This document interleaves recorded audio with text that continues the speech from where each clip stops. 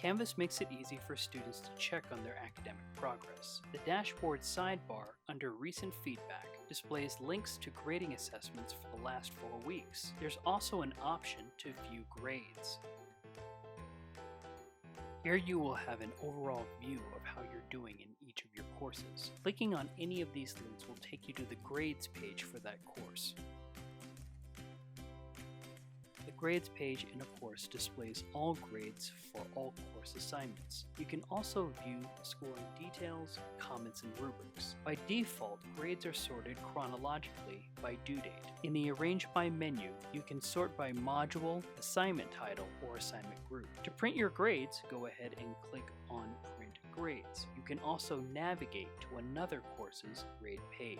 The grades page allows you to see the name of the assignment, due date, your score, and total points for the assignment.